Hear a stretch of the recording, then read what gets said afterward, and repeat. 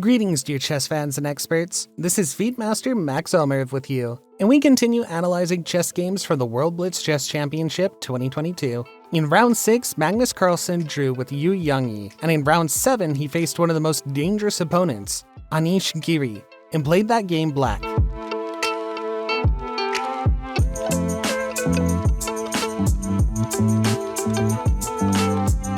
The players shake hands, and Anish plays e2, e4. e6, the French defense. This has been Magnus's favorite opening lately. He develops his pieces quite solid. Bishop b4, pressing on the e4 pawn, so Anish has to play e5, a3, bishop takes c3, bc, knight c6. This is a standard development so far. In this case, they often play queen g4 attacking the pawn and g6. King f8 is also popular, but Magnus prefers the following variation, h6 and h5. Anish Giri attacks the g6 pawn. Magnus thinks about what to do. Of course, he can't allow capturing on g6, so he plays g5 and f4. Anish immediately undermines this pawn. You can see he's been preparing for the game, and Magnus is beginning to think about how to hold the king side.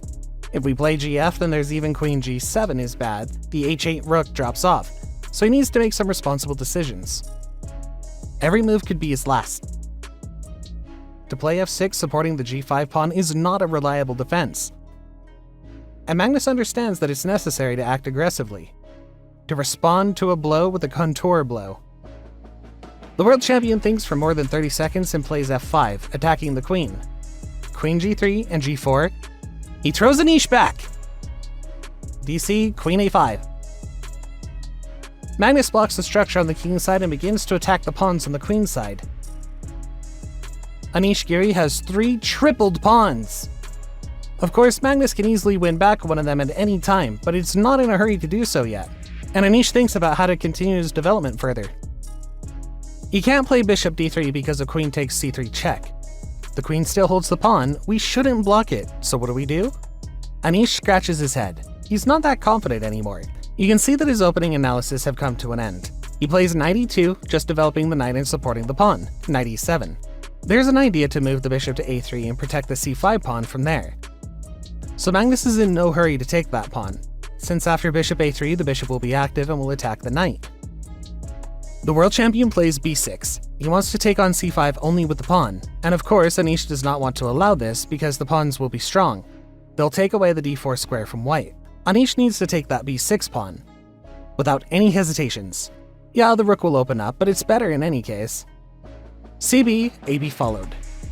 The Magnus's rook came to life a little bit, but he's down a pawn, a clear pawn. Yes, there's a double pawn on c3, it's not that good looking, but it's an extra pawn. King f2. Anish Giri tries to make an artificial castling, bishop a6. Magnus Carlsen is ready to exchange his bishop. What do we do next? Moving the knight to d4 seems a hasty decision. Queen e3 is played by Anish. He simply consolidates his forces, brings the queen closer to the d4 square. Now the d4 knight looks more reliable.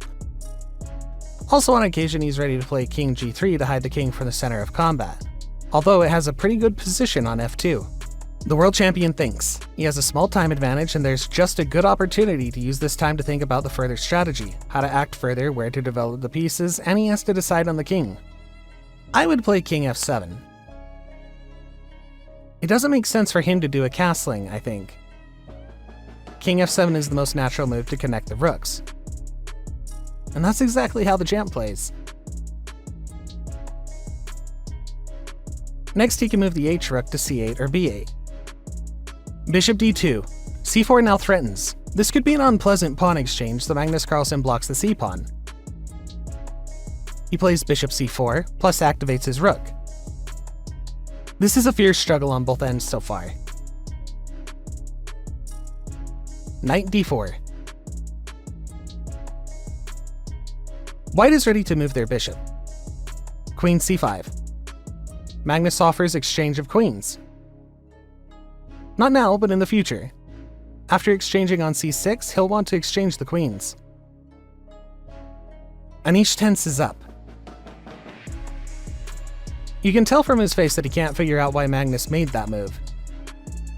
He's either tensed or confused. His face tells a lot. Knight b5. Bishop takes b5. Magnus exchanges this knight. The queens are exchanges.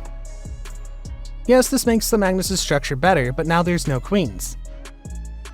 White has an extra pawn in the endgame. Well, bishop takes b5. Knight a7, rook b1. And rook b8 is played by Magnus Carlsen. He wants to press this elephant out of here. He should have played c4, supporting the bishop and leaving it in that awesome position. c4 plus an idea to exchange the doubled pawn is a great decision. Not a step back, c4, but no, Anish plays bishop e2, rooks exchange, and c4. Magnus forces his structure, and the bishop is now forever doomed to stand behind these pawns. White's bishop is knocked out of the game. This completely equalizes the position, and White had a big advantage. Knight c6, rook a1. White still has an extra pawn, but since the bishop is behind this pawn cordon, it won't be easy for White to show anything. Knight c8. The knight moves to the area of the b6 square to attack the pawn, but so far the black bishop doesn't let it do that. Bishop c5, king c7, the bishop can get the h6 pawn through f8. He can already play this way, bishop f8, and try to take that pawn. But Anish Giri plays a5. He decides to drop the pawn first, exchange the rooks, and only after that try to get the h6 pawn. Magnus tries to figure out what to do. That pawn needs to be captured. If he takes it with the knight, then that could be dangerous because the knight will be pinned, the rook will be passive, the knight will also be passive. It's better to take that pawn with the rook, it's safer this way. The camp decides to take the a5 pawn with the rook. Again, Anish looks at the board in a somewhat perplexed way. Exchange, knight takes a5, bishop f8, he tries to get that h6 pawn. White is up a pawn once again, but we remember this miserable bishop on e2. And in fact, here White needs to activate it whatever it takes, even at the cost of sacrifice. Play king f2, king g3, and take on g4.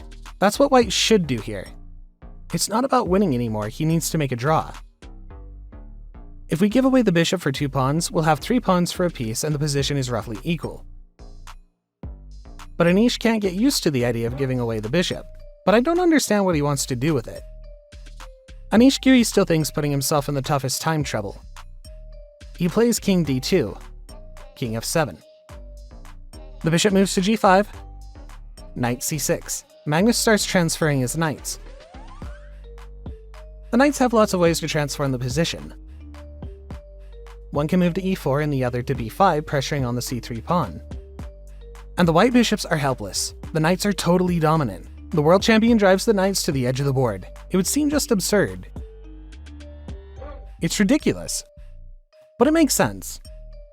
After knight b5, the c3 pawn will hang, and Anish has 3 seconds left. 2, 1 second, make a move. Anish Giri has no time left to make a move. Magnus Carlsen notices that, and the Dutch Grandmaster's flag falls. And that's how Anish Giri failed to realize an extra pawn. Here he already had a worse position, to be honest. After b5, the c3 pawn would have dropped off. Black has a simple game. The knight would have gone to e4, but what should white do? It's not easy to answer this question. Well, Magnus took advantage of only one inaccuracy of Anish. He immediately closed the bishop and then strangled his opponent like a boa constrictor. That's it for today, guys. Subscribe to the channel, give this video a like, and don't forget to hit the notification bell to keep up to date with all our latest videos.